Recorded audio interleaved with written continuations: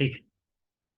तो फिर बता रहे हैं, इससे पहले हम लोग देखे लेक्चर में कि ये वाला रिलेशन डेराइव किया गया है। ये रिलेशन हमारा आया, और इसमें हम लोग बात की है कि ये वाला जो पावर है, इसका ये पावर कैसा होता है। यही दो इक्वेशन हम इन, ये वोल्टेज का एंगल था, और ये भी वोल्टेज का ही एंगल आया है। और यहाँ थीटा क्या था, थीटा जो है ये हमारा थीटा वी माइनस थीटा आई था, angle between voltage and current था, यही था। ये ऐसे था जैसे मान लिया ये रेफरेंस लाइन है, और यहाँ पे जो है कि ये हम मान लेते हैं कि ये वाला एंगल हमारा, ये हमारा वोल्टेज का ऐसा है फेजर, यानी कि ये थीटा वी लिखा हुआ है एंगल है। और ये वाला जो है ऐसे मान लिया ये करंट का इंस्टेंटेनियस वैल्यू है, और ये एंगल हमारा क्या है, थीटा आई है with respect to reference line. तो ये वाला जो एंगल होगा, this angle is called theta v minus theta i, और इसी को थीटा लिखा हुआ है। ये यानी कि वोल्टेज और करंट के बीच का जो एंगल है, वही एंगल हमारा क्या है, ये थीटा है ये। और इसी को क्या कहते हैं, पावर फैक्टर कहते हैं, क्योंकि ये वाला जो पोर्शन है हमारा, ये डिसाइडिंग ऑथोरिटी है ये, कि पावर का वैल्यू क्या होगा। और इस वैल्यू को जब देखेंगे तो इस पावर को क्या कहते थे, एपरेंट पावर, और ये कॉस थीटा है। तो यही पावर जो है हमारा क्या होता है, किसी भी एक्चुअल सर्किट में फ्लो होता है, और जो हम लोग बिजली यूज करते हैं, जो खर्च करते हैं, उसके लिए जो पैसा हमको देना पड़ता है इलेक्ट्रिक कंपनी को, तो वो यही वाला पावर है, इस ये जो रेसिस्टेंस में जाता है। अब इसका ये इंस्टेंटेनियस पावर हम देखे हैं, जो रेसिस्टेंस वाला, इसकी फ्रीक्वेंसी डबल हो गया, 2 ओमेगा। ये पावर भी इसकी फ्रीक्वेंसी डबल हो गई है, ये भी हम देखे हैं पहले। और ये पावर जो है, जब हम एवरेज निकाले हैं, पी एवरेज पावर, इसको पी भी लिखा जाता है। तो इस ये वाला टर्म जो है, ओमेगा वाला जो टर्म हो जाएगा, क्योंकि साइन और कॉस दोनों का एवरेज वैल्यू 0 होता है, तो ये वाला टर्म हमारा क्या हो जाएगा, 0 हो जाएगा। तो फाइनली बचेगा इसमें हमारे पास ये term V I into cos theta, और इसका यूनिट क्या होता है, वाट्स होता है। दूसरा वाला जो वैल्यू देखे थे, ये पावर है, ये इंस्टेंटेनियस पावर है, ये टाइम के साथ फंक्शन है ना, ये इंस्टेंटेनियस है। जब एवरेज करेंगे तो टाइम का फंक्शन यहाँ पे नहीं रहेगा। देखो टाइम का कोई भी फंक्शन नहीं है, ये हट चुका है टाइम का फंक्शन। यहाँ पे टाइम का फंक्शन ना तो ये है, ना ये है, ना ये है। ये आरएमएस वैल्यू है, ये भी आरएमएस वैल्यू है। उसी तरह से जब हम इसका एवरेज निकालेंगे, इस वाले वैल्यू का, इस टोटल वैल्यू का, ये वाला जो पी एक्स टी है, इसका जो एवरेज वैल्यू होगा, एवरेज वैल्यू ये हमारा क्या हो जाएगा, 0 हो जाएगा। क्योंकि ये 2 पाई पे इंटीग्रेट करेंगे तो ये साइन साइन फंक्शन है, साइन का एवरेज वैल्यू हमेशा 0 होता है। कोई भी पीरियोडिक फंक्शन हो, उसके उसके पीरियड पे अगर हम इंटीग्रेट करेंगे तो उसका वैल्यू 0 हो जाता है। तो ये वैल्यू 0 हो जाएगा एवरेज। लेकिन इंस्टेंटेनियस वैल्यू ये है, और इस इंस्टेंटेनियस वैल्यू का अगर पूछे कि मैक्सिमम वैल्यू कितना है इसका, इस फंक्शन का पी एक्स टी का, इसका what is maximum value, what is maximum value, इसका मैक्सिमम वैल्यू क्या है। तो देखो ये तो वैल्यू चेंज होगा ना, ये फ्रीक्वेंसी के साथ साइन ओमेगा टी टर्म जो देख रहे हैं, ये वाला टर्म, ये तो फ्रीक्वेंसी के साथ घटेगा, बढ़ेगा, चेंज होगा। लेकिन ये वाला वैल्यू नहीं चेंज होगा। तो ये इंस्टेंटेनियस वैल्यू है, का मैक्सिमम वैल्यू है वी आई साइन थीटा, और इसको हम लोग लिखते हैं क्यू से। हालांकि इसमें अगर देखो और इसमें देखो, दोनों का डायमेंशन सेम है, दोनों का डायमेंशन सेम है, तो यूनिट भी दोनों का क्या होना चाहिए, सेम होना चाहिए ना। बड़ा इंपॉर्टेंट बात है, दोनों का डायमेंशन क्या है, यहाँ भी v है, i है, cos थीटा तो डायमेंशनलेस क्वांटिटी है, sin थीटा भी डायमेंशनलेस क्वांटिटी है। तो जो डायमेंशन v और i का है, वही डायमेंशन यहाँ v या i का भी है। लेकिन दोनों को डिफ्रेंशिएट करने के लिए एक दूसरे से इसका यूनिट वार रखते हैं, वोल्ट एम्पियर रिएक्टिव, ताकि अलग पता चले ये दोनों। और ये वाला वैल्यू v इंटू आई क्या है, एपरेंट पावर है, एपरेंट पावर है v इंटू आई। और कॉस थीटा हमारा कहलाएगा पावर फैक्टर। अब ये जो पावर फैक्टर है, लैगिंग भी हो सकता है, लीडिंग भी हो सकता है। किसी भी सर्किट के लिए देखो पावर फैक्टर का क्या मीनिंग है।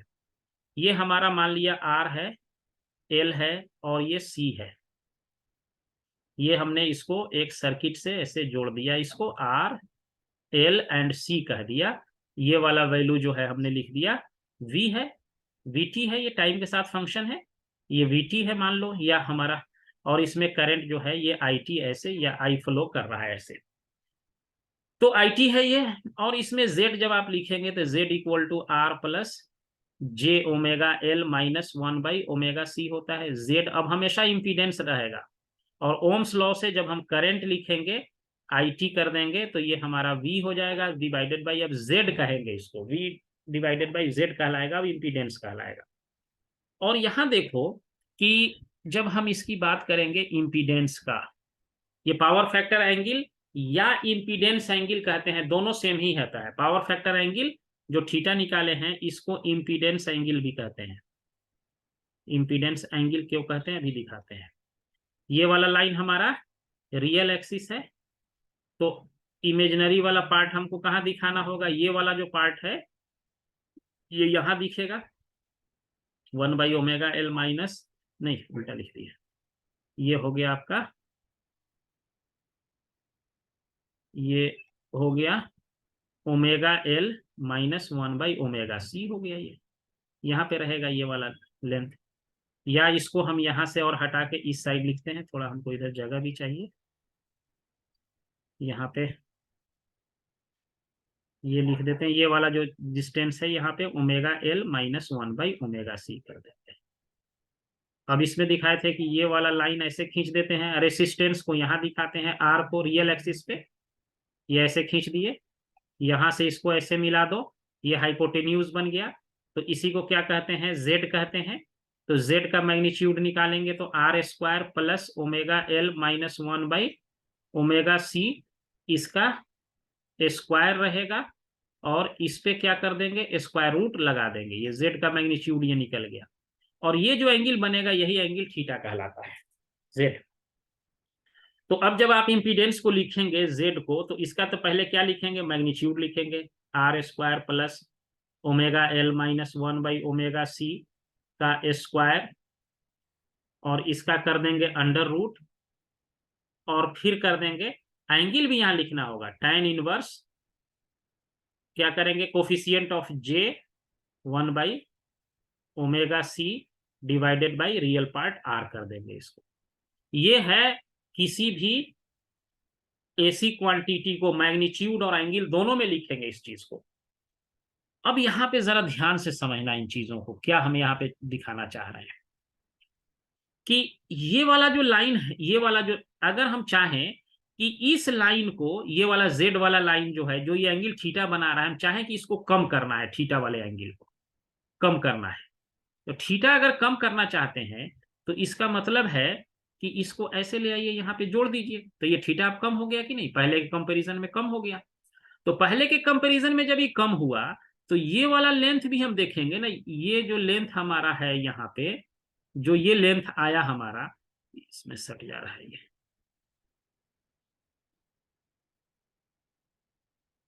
ये जो हमारा लेंथ है यहाँ से यहाँ तक,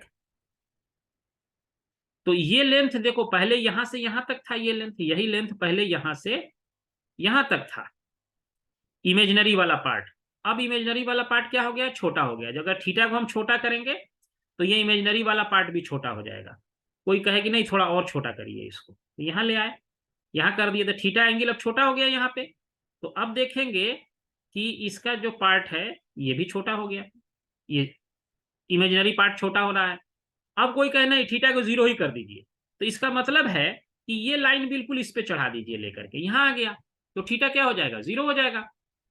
तो थीटा यहां से पहले हमारा थीटा यहां से यहां तक था, फिर हमारा थीटा यहां से यहां तक आया, फिर थीटा यहां से यहां तक आया, अब थीटा क्या हो गया, 0 हो गया। तो थीटा 0 होने का मतलब क्या है, ये वाला जो लाइन है ये डिक्रीज हो रहा है, और ये लाइन डिक्रीज होते होते कहां पे पहुंच जा रहा है, यानी कि ओमेगा l माइनस 1/ओमेगा c ही 0 हो जा रहा है। अगर ऐसा कंडीशन हो गया 0, तो उस कंडीशन में थीटा इक्वल टू क्या हो जाएगा, 0 डिग्री हो जाएगा, ये एंगल 0 हो जाएगा। और ऐसा कंडीशन अगर हो गया तो इसी कंडीशन को रेजोनेंस कहते हैं, इसी कंडीशन को रेजोनेंस कहते हैं। यानी ओमेगा l माइनस 1/ओमेगा c क्या हो गया, 0 हो गया। तो इम्पीडेंस का मैग्नीट्यूड जब निकालेंगे, इस वाले इक्वेशन में देख लो, जब वो ये पार्ट 0 हो जाएगा तो Z इक्वल टू क्या हो जाएगा, R हो जाएगा। तो सर्किट क्या हो जाएगा, प्योरली रेसिस्टिव हो जाएगा। उस समय थीटा क्या हो जाएगा, 0 डिग्री हो जाएगा। पावर फैक्टर PF लिखते हैं cos 0, तो cos 0 क्या हो जाएगा, 1 हो जाएगा। तो पावर फैक्टर इस समय यूनिटी हो जाएगा अगर ये एंगल 0 हो गया। तो इसका क्या मतलब हुआ कि ये करंट और वोल्टेज दोनों साथ साथ चल रहा है। तो ये ऐसा किस केस में होता है, जब सर्किट हमारा प्योरली रेसिस्टिव हो जाता है। यानी अगर ऐसा हो गया ना, तो ओमेगा एल और ओमेगा सी का जो इफेक्ट है ये वाला, ये खत्म हो गया। नहीं है सर्किट में ना रेसिस्टेंस का इफेक्ट है ना कैपेसिटेंस का इफेक्ट है, खत्म हो गया। तो सिर्फ रेसिस्टेंस का इफेक्ट रहेगा। ओके, तो इस पावर को हम लोग कहते हैं यूनिटी पावर फैक्टर कहते हैं। ये इसको हम लोग डिक्रीज कर करके यहाँ पे लाते हैं। अब थोड़ा सा और कुछ टर्म बताते हैं। पूरा एसी जो है ना, ये इन्हीं सारे चीजों पे डिपेंडेंट है, जहां भी पढ़ेंगे यही आएगा। ये अब लिख दिए। अब ये रिएक्टिव पावर क्या है, pulsates with twice frequency and has average value 0। अभी बताएं कि एवरेज वैल्यू इसका 0 क्यों हो जाएगा, क्योंकि इसका साइन का एवरेज वैल्यू 0 हो गया। तो इस पीएक्स का एवरेज वैल्यू क्या हो जाएगा, 0 हो जाएगा। This component account for power oscillating into and out of the load. ये मीनिंग है, यानी कि पावर इसमें ऑसिलेट करेगा डबल फ्रीक्वेंसी से, लेकिन ये क्या होगा, एक बार पॉजिटिव रहेगा, दूसरे बार निगेटिव हो जाएगा, और एवरेज वैल्यू इसका 0 हो जाएगा। लेकिन रियल पावर के केस में एवरेज 0 नहीं हुआ था। ये देखो, ये रियल पावर है, ये वाला वैल्यू 0 हो रहा है, लेकिन ये वाला वैल्यू तो बच रहा है, VI cos थीटा। ये एवरेज वैल्यू था, इसमें एवरेज वैल्यू नहीं बचेगा, ये 0 हो रहा है। और देखिए, इनटू और आउट हो जाता है, जाएगा और फिर वापस आ जाएगा। Of its reactive element, reactive element कौन हो सकता है, इंडक्टिव और कैपेसिटिव हो सकता है। The magnitude of this pulsating power is called reactive power. इसका मैग्नीट्यूड, मैग्नीट्यूड यानी मैग्नीट्यूड यही होगा ना, इसका मैक्सिमम वैल्यू जो होगा, उसी को क्या कहा जाता है, रिएक्टिव पावर कहा जाता है। And is denoted by Q equal to VI sine theta से इसको डिनोट करते हैं। यहाँ डेफिनेशन भी यहाँ लिख दी है। तो क्या निकला हमारे पास कि ये वाला जो रिएक्टिव पावर है, ये हमारा एम्पलीट्यूड है, और एक्टिव पावर जो P निकला है, ये एवरेज वैल्यू है VI cos थीटा है, ये एवरेज वैल्यू है।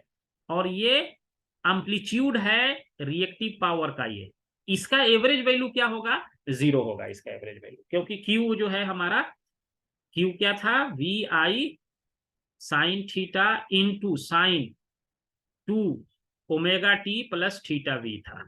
तो इसका एवरेज वैल्यू जो हम लिखेंगे, ये एवरेज 0 हो जाएगा इसका, लेकिन ये एवरेज वैल्यू है, ये वाट हो गया। यही चीज हम पढ़े। अब देखिए इसका पहला line, for pure resistor impedance angle is 0। अभी हम फेजर डायग्राम से आपको समझाए थे ना, यही ना, प्योर इम्पीडेंस के लिए, प्योर रेसिस्टेंस के लिए इम्पीडेंस एंगल क्या हो गया था, ये वाला एंगल। यही बताए थे कि इस लाइन को ऐसे ले आइए, ऐसे लाइए, अभी बताया है, ये यहीं पे आ जाएगा। तो इम्पीडेंस एंगल यही तो है, थीटा। तो थीटा 0 हो जाएगा।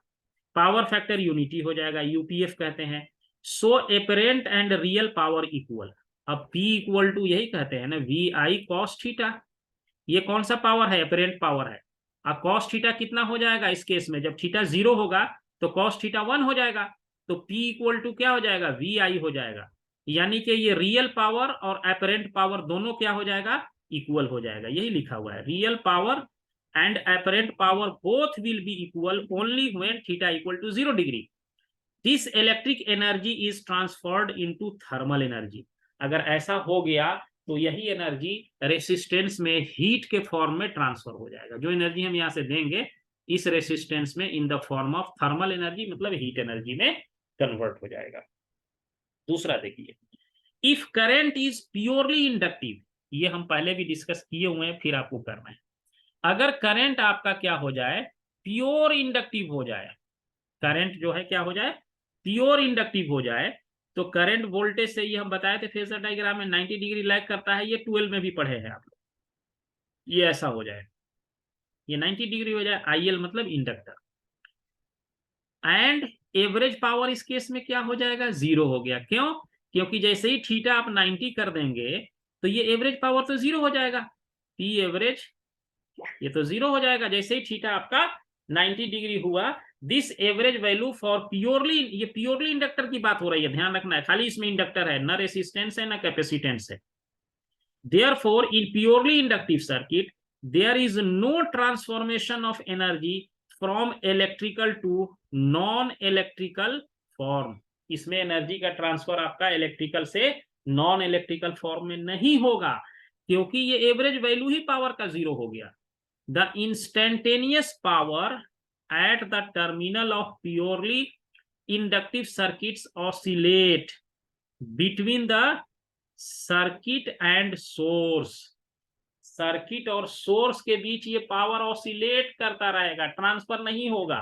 यानी अगर ये इंडक्टर ऐसे है और यहां हम एक सोर्स लगा दिए ऐसे, ये इंडक्टर ऐसे है, तो ये क्या करेगा, यहां से जाएगा इंडक्टर में, फिर इंडक्टर से वापस सोर्स में आ जाएगा। यानी यहां से जाएगा ऐसे और फिर यहां से ऐसे वापस आ जाएगा। ये ऑसिलेट करेगा सोर्स और सर्किट में, लेकिन ट्रांसफर नहीं होगा। जैसे रेसिस्टेंस वाला केस नहीं है, अगर रेसिस्टेंस है इसमें सिर्फ, तो ये क्या करेगा, जो भी यहां से ये सिर्फ एनर्जी ऐसे जाएगा, ये वापस रिटर्न नहीं करेगा, ये खाली लेगा, ये वापस कभी भी नहीं करेगा, ये नहीं करेगा ऐसे। लेकिन इंडक्टर में क्या होगा, ये लेगा एनर्जी और दे देगा और ऑसिलेट करेगा। Where PT is positive, energy is being stored in the magnetic field associated with the inductive element. अब ये जो एनर्जी यहां जाएगा तो कहां स्टोर होगा, ये इंडक्टर के मैग्नेटिक फील्ड में ये एनर्जी स्टोर हो जाएगा। जब ये पीटी क्या है, व्हेन पीटी इज पॉजिटिव तो स्टोर हो जाएगा, when PT is negative energy is extracted from the magnetic field of the inductive element. वही बात हुआ, फिजिकल मीनिंग है कि लिया और दिया। तो जब लिया तो उसको पीटी को हम क्या कह देंगे, पॉजिटिव कह देंगे, और जब ये दे दिया तो उसी पीटी को क्या कह देंगे, निगेटिव कह देंगे, और निगेटिव पॉजिटिव मिलके खत्म हो जाएगा, कैंसिल आउट हो गया। यानी कि प्योरली इंडक्टिव सर्किट के लिए रियल पावर आपका क्या हो जाएगा, 0 हो जाएगा।